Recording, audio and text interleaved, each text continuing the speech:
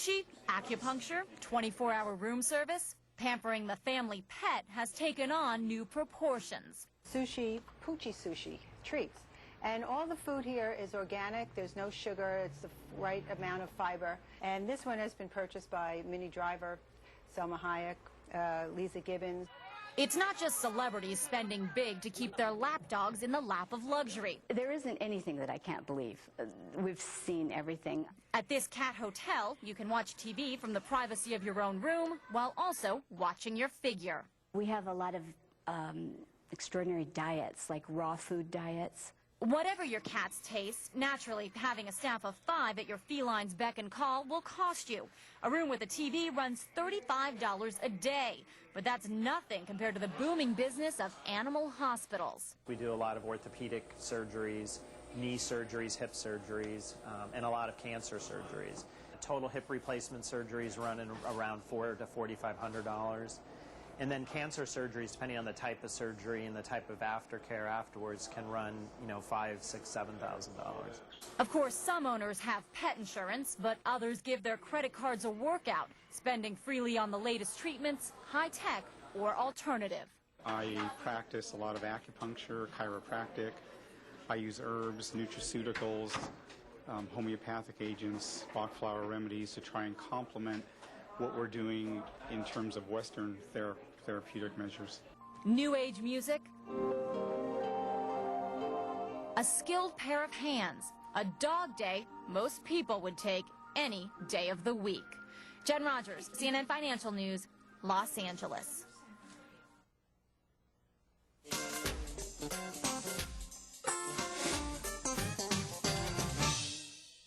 Most people stuff the turkey. These turkeys stuff themselves. He's got a throat that makes the Khyber Pass look like the eye of the needle. They call it the Thanksgiving Invitational, though it didn't look so inviting to us. It looks as if he has just bitten off the head of a turkey, Richard. And you thought the hot dog eating contest was gross? Now we've got to watch 8 guys gobble, gobble, gobble.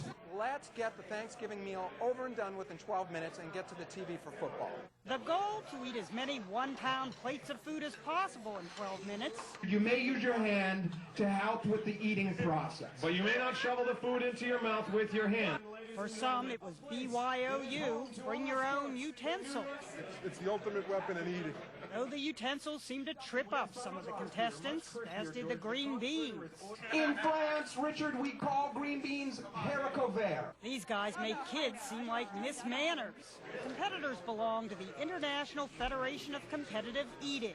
The IFOCE is the world body that governs all stomach-centric sports. They don't stop at turkey or hot dogs. Take Dale Boone. I'm also the reindeer world eating champion. Or contest judge George Lerman. I hold 2 jalapeno pepper titles. I'm the current hamburger champ out of Duluth, Minnesota. Or Eric Badlands Booker. And also 49 glazed donuts in 8 minutes. Booker prepares for the turkey contest by eating up to 10 pounds of cabbage a day. And it gives the stomach a nice stretch. Bill Lederman attributes his skills to what he calls the bonus lamb chop from childhood. Get out your calculator. There were 4 of us in the family. You know how lamb chops come in packages of 3? So they always come back with 9 lamb chops. So there'd be 2 each plus 1 extra lamb chop. Whoever ate the first 2 chops first got that bonus chop. You may stand if you like. 3, 2, 1, put down! The winner is a 440-pound Subway conductor with 5.5 pounds of Thanksgiving meal. Eric Badlands Booker! 5.5 plates makes going back for seconds seem like a diet. Oh, yeah. I'm not even full. I'm not even half full. They are not eating like turkeys. No, they are eating like swine. Watching these guys eat is enough to make you go cold turkey. Jeannie Moe, CNN, New York.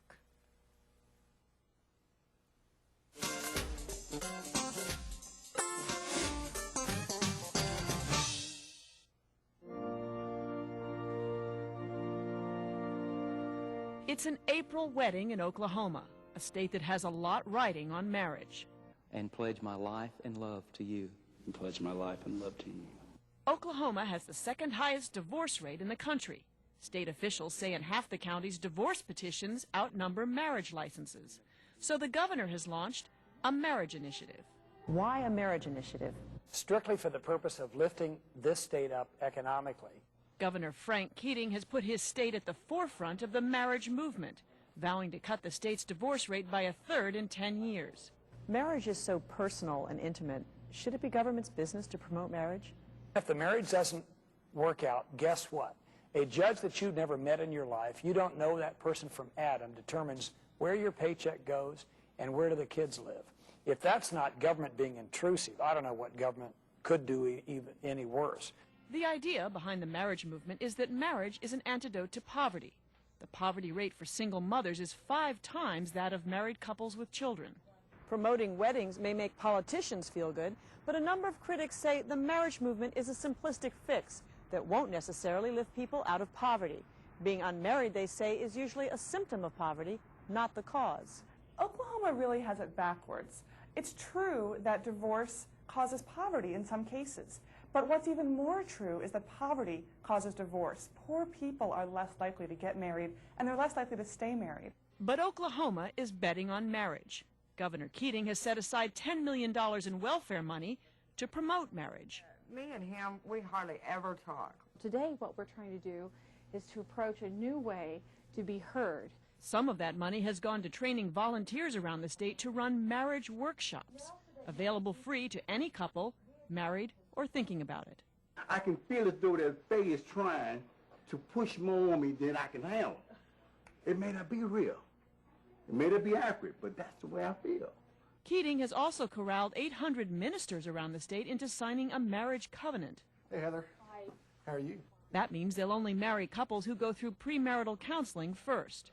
You know, I'm not one of the best listeners around, and especially when you get emotion, you know, running through it.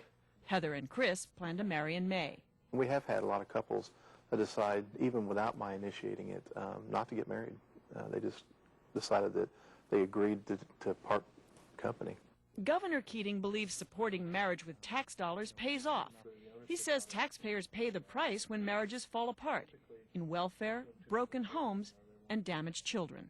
We think to take a little drop at the front end to avoid a flood at the tail end makes abundant good sense.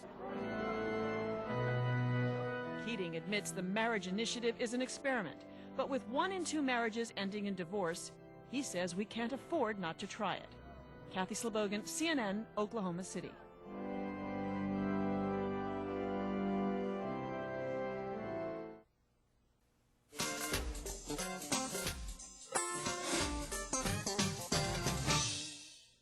Maria and I, we teach our kids the basic principles.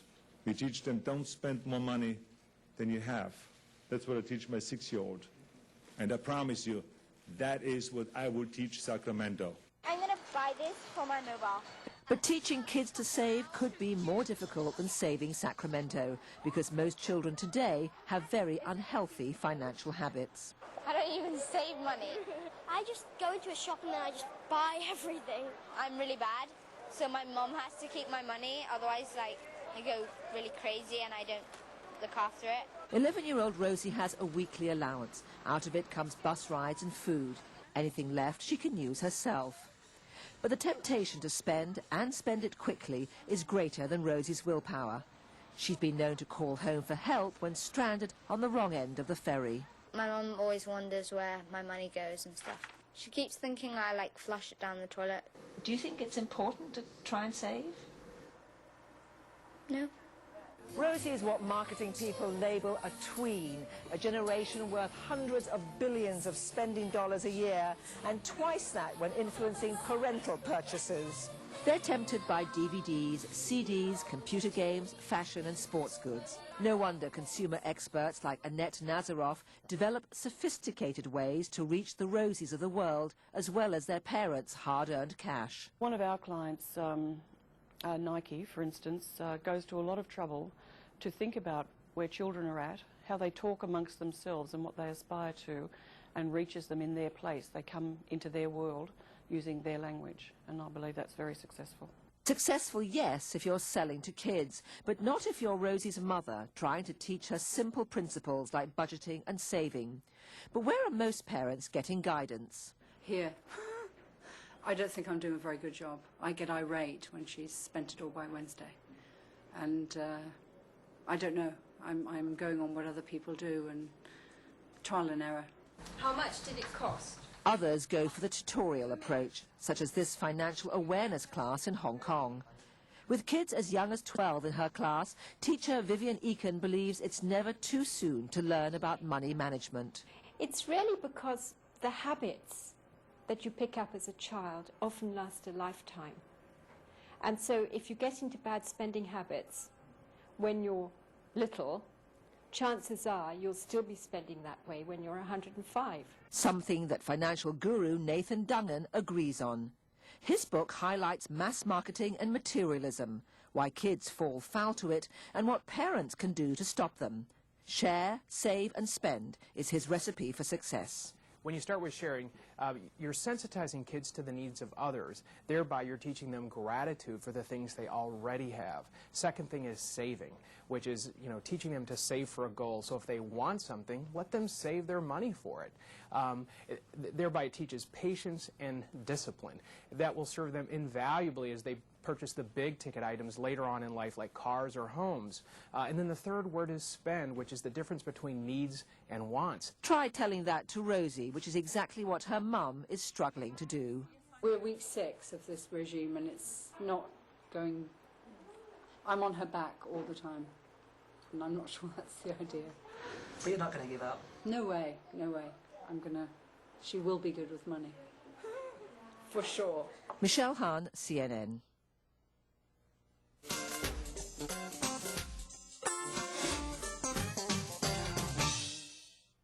Usually once a week, sometimes twice. 30 to 40 weekends a year. Every weekend. Regular gamblers like these are the lifeblood of casinos. Figuring out who they are and what they like can translate into big bucks. Each year, some 50 million Americans gamble away $26 billion at casinos. I like the rush, I like when my heart beats fast. According to a congressional commission, we spend more money each year on gambling than we do on groceries. Who are these gamblers? Casinos spend a lot of time and money trying to answer that question. Through surveys and studies, they've identified certain characteristics that make up a gambling personality. The results may surprise you. The typical casino gambler is a middle-aged woman. Her household income, about $50,000, 20% higher than the overall U.S. population. Gamblers may throw money away at casinos, but elsewhere they're stingy with their cash. 56% are coupon clippers, 62% bargain shop. And as for fate, that blessing of the dice before a big roll is more likely a nod to Lady Luck. Luck to be a lady tonight. Than divine intervention. Gamblers are 11% less likely to attend a place of worship than non-gamblers. Why would casinos collect such seemingly random bits of information? Well, to put it in gambling terms, it helps the house stack the odds against you. Anderson Cooper, CNN, New York.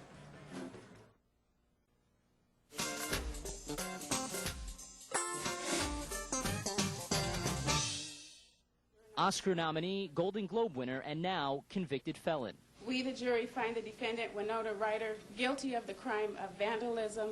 Winona Ryder appeared stoic as the jury returned a guilty verdict on 1 count of grand theft and 1 count of vandalism. The panel found the 31-year-old actress not guilty of commercial burglary. I'm very comfortable with the jury's verdict. We're very happy. They followed the evidence and they followed the law. During the week-long trial, the prosecution called Ryder's December 2001 arrest a simple case of theft, saying the actress stole more than $5,500 worth of merchandise for the thrill of it. The jury was shown a 90-minute Saks Fifth Avenue surveillance tape detailing most of Ryder's movements. The store's security manager testified he first became suspicious after viewing Ryder on camera, stuffing items into a hat. One Saks employee testified she saw Ryder through the slats of a fitting room door, using scissors to cut security tags from merchandise. And 3 prosecution witnesses testified they heard the actress apologize and say she was doing research for a role as a shoplifter. Following the verdicts, Ryder's bond was continued, and she was ordered to return December 6th for sentencing. Prosecutor Ann Rundle says she'll seek probation, community service, and restitution to Saks. This case was never about jail time. We never asked for any jail time. We will not be asking for any jail time in this matter. We were simply asking for Ms. Ryder to take responsibility for her conduct. Ryder and her attorney left the courthouse without commenting on the verdicts, but Ryder's publicist did issue a written statement reading, quote, "Winona is grateful to her family and friends and those who have supported her, especially during this time." Eric Hong, CNN, Beverly Hills, California.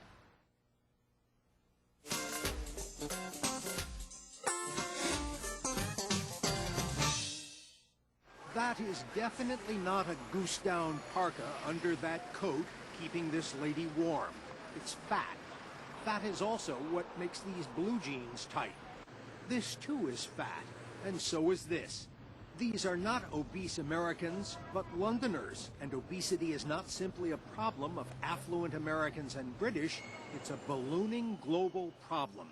Some experts believe obesity is becoming the most serious health problem in the world. We now know that the problem in the Middle East is just as bad as in the United States. There's an enormous problem in Central and Eastern Europe. We're having 300,000 deaths in the UK per year because of it. An average life expectancy is reduced in obese people compared to lean people by almost 9 years. In Asia, where successive generations have been conditioned to fear famine and starvation, obesity is becoming a huge problem. Traditionally malnourished Chinese and Indians now consume gobs of fat and sugar. We're eating ourselves to death, and the current calculations are that the fat and obese children who are more likely to get diabetes even in their teens, their life expectancy is going to be less than their parents or grandparents. Men with fat bellies are thought to be in real trouble. The bloat often signals diabetes, high blood pressure, stroke, heart disease, and some cancers. Thin and fit people pay for the obese, taxed for higher health care costs. Government leaders are staring down the barrel of national health care crises. If they're not careful, the health services of their country, currently becoming overwhelmed, are going to be in major crisis. Already, the calculation is that 40%, 2/5 of the budget of the United States spent on health relates to obesity-associated problems. Fatty foods and lack of exercise cause obesity. Governments are to blame too. Food production has been subsidized to the tune of billions of dollars, abundant food and huge servings. It bodes ill for the next generation. A British solution? A bill's being introduced in the Commons calling for a ban on the TV advertising for under-5s of food and drink high in salt, sugar and fat. The private sector here says educating young people, not legislating diets, is the answer. We don't want quick, easy, short-term fixes, because where it has been tried, and if you take a place like Quebec, where it's been tried for something like 20 years, the level of overweight and obese children in Quebec is no lower than other Canadian provinces. Surprisingly, weight loss diets don't eliminate obesity problems, according to health experts. Many say the diets are just gimmicks, a different technique to get you to eat less. And it would appear it all comes down to this: the fat and the soft drinks simply have to go. Walter Rogers, CNN, London.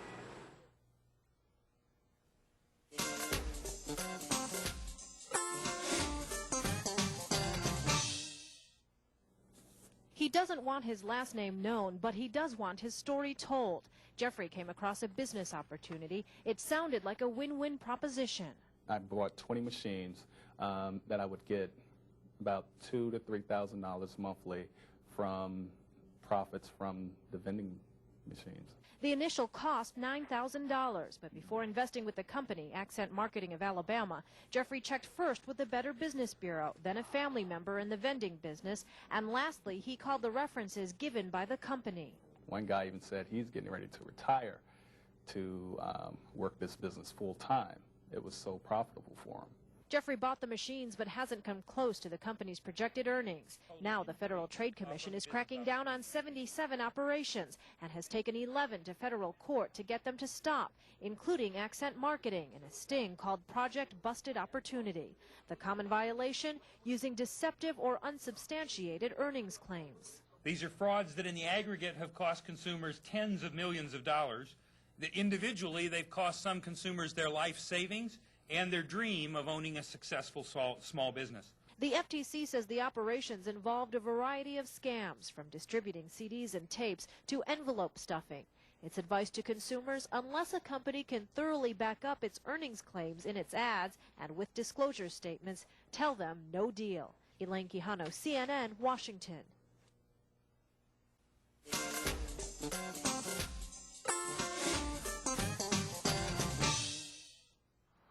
Trevor Graham made news at the last Summer Olympics, if not headlines. In Sydney, he coached Marion Jones, who collected 5 medals. Since Graham cut ties with Jones, the headlines have become bolder and darker for U.S. track and field, reeling from a federal investigation of Balco, a company allegedly providing illegal performance-enhancing drugs to athletes. Graham has admitted to anonymously sending a syringe to U.S. anti-doping officials containing the steroid THG, starting the investigation. Now back at the Summer Games, Graham's back in the news as well. He's the coach of the newly crowned men's 100-meter champion, Justin Gatlin, and Graham's latest pupil has vowed to help clean up his sports image. I'm not saying that anybody has tainted the sport, but I think it's my turn to show that there's a lot of good people out there in track and field with a lot of good character, and I just want to show everybody that, hey, nice guys can finish first. As the man responsible for turning in the key piece of evidence in what's become the biggest doping scandal in U.S. track and field history, Graham said, quote, "I was just a coach doing the right thing at that time. I have no regrets." By his actions, the former Olympic silver medal winning relay champion for Jamaica has changed the way athletes are tested. At the Athens Olympics, 6 athletes have tested positive for banned substances, none for THG. The good news coming out of the THG affair is it shows that the cheaters are out there and they're ahead, but they're only one step ahead. As soon as you know what it is you're looking for, you can devise a test for it. And as I say, THG is now a dinosaur drug. Nobody will use it. Every other question now is a drug question, which doesn't bother me at all either, you know, because it's part of sports. You just have to roll with the punches. But I'd like to see more questions about what is your next race, how do you feel in that race. Gatlin's next race is the 200 meters. Should he win double gold, he'll find himself in the fast lane to stardom and with his coach alongside. Mark McKay, CNN, Athens.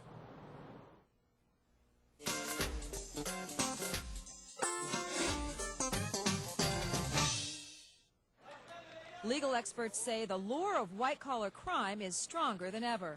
People are seeing huge rewards from very little effort, using a little brain power, and so the temptation is there for people to cross the line and to do things that are improper because they will be rewarded so heavily.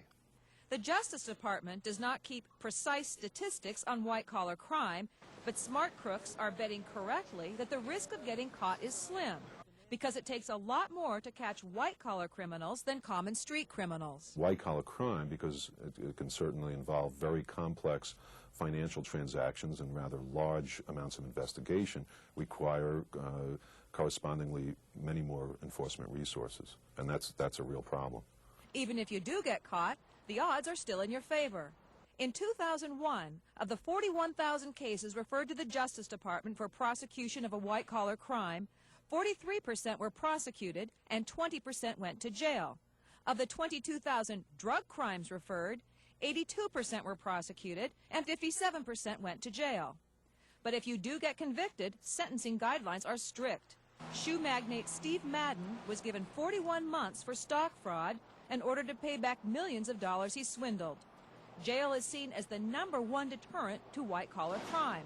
That's why the SEC, which only has civil authority, is urging state and federal prosecutors to launch their own criminal investigations and offering up SEC resources in hopes of putting more crooks behind bars. How much does it deter? We'll never know. For some people, one day in jail is a lifetime.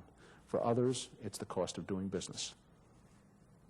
A spokesman for New York Attorney General Eliot Spitzer says so far the SEC has talked about more cooperation, but not really taken action. He says while they've worked together on some high-profile cases, the relationship continues to be mostly a one-way street. Kathleen Hayes, CNN Financial News, New York.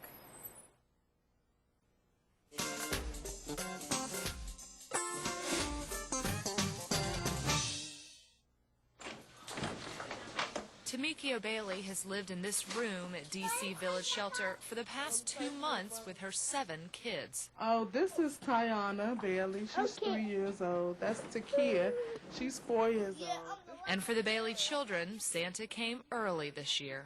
Show me your stuff. Do you have toys around here? Or show me your...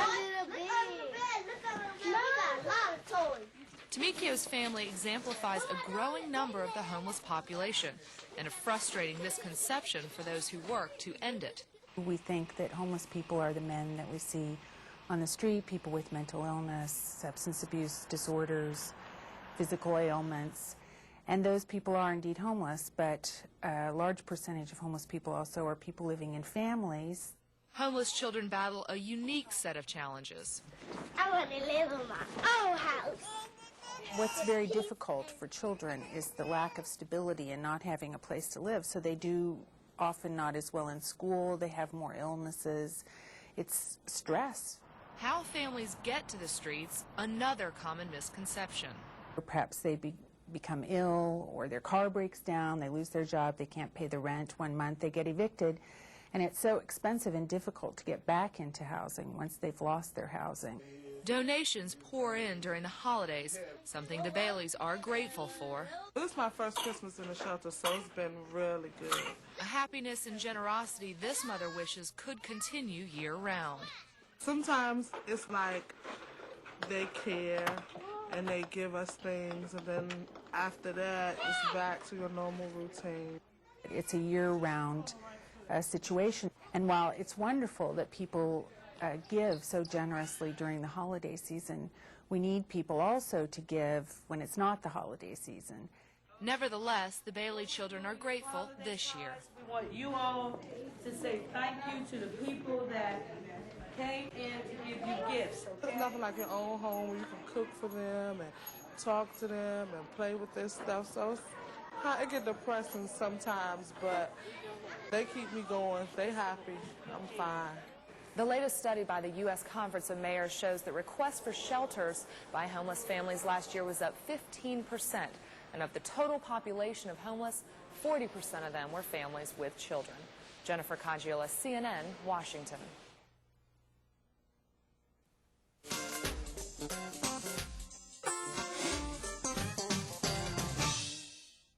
Katarina's ambition is to make it to preschool.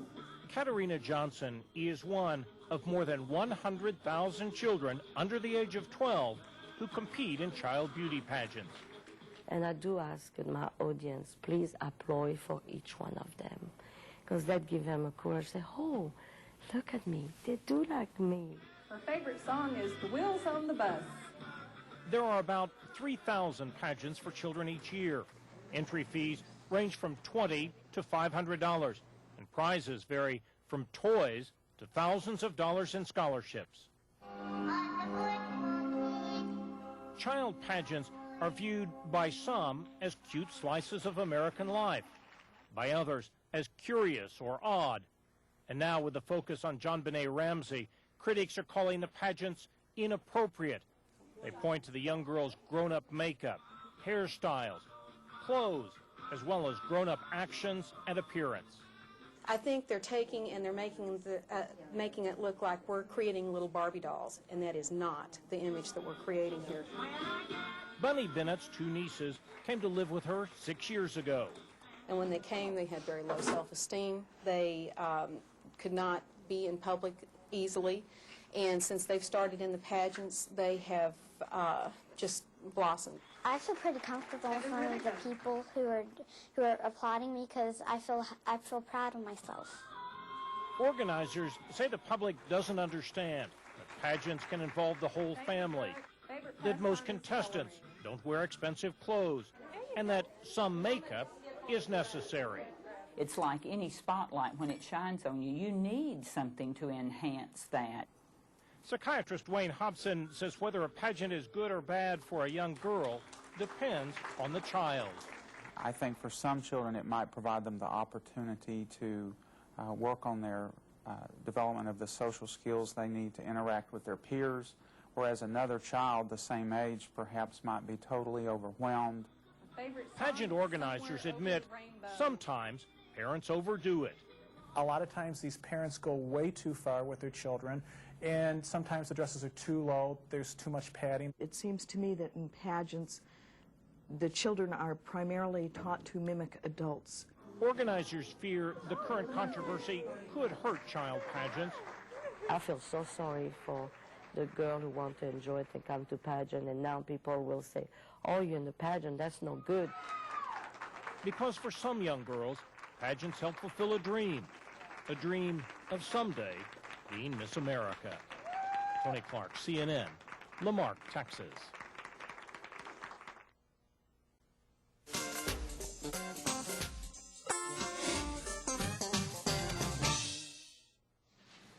To make its case about the dangers of prescription drugs, the government presented a 19-year-old reformed addict who struggled with a $250 a day habit.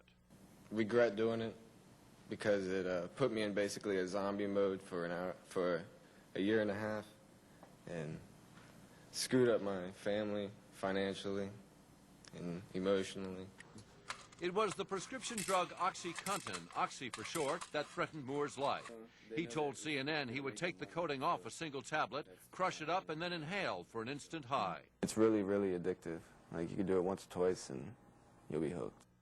Moore's apparently has lots of company. According to the Department of Health and Human Services, almost 3 million children between the ages of 12 and 17, 12% have used prescription drugs to get high, and almost 7 million young adults between the ages of 18 and 25, nearly 1 in 4.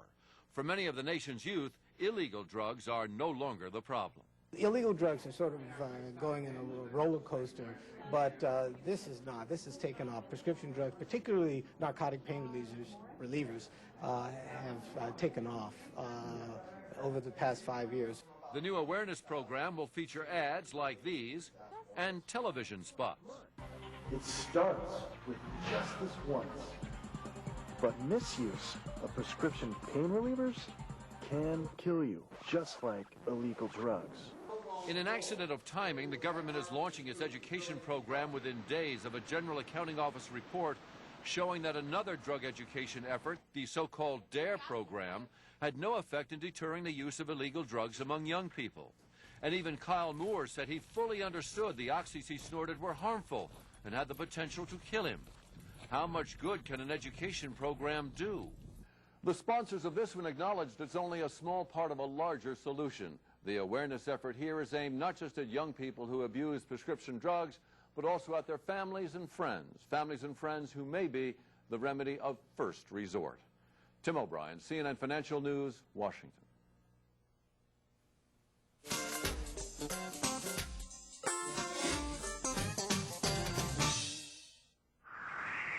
On the island of St. George, it's the start of fishing season. This is our jig line. This is what we use to catch the halibut when we're not long lining. But finding halibut off this island is not as easy as it used to be. What's causing this, do you think? Trawlers. Trawlers are causing it. A lot of them. Factory trawlers, owned by big fishing companies, dragging miles of huge nets across the Bering Sea.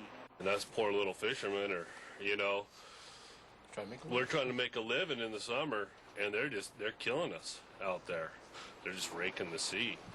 And it's not only some fish populations that are dropping, marine mammals are also in trouble, with Steller sea lions listed as an endangered species, and locals reporting dramatic reductions in northern fur seals, as well as declining populations of many kinds of sea birds, nesting and breeding here. The people on these islands have seen it, and researchers are now producing evidence that many wildlife species here are quickly declining in numbers. Scientists tell us something is upsetting the natural balance in the Bering Sea, and what might result from that could be serious.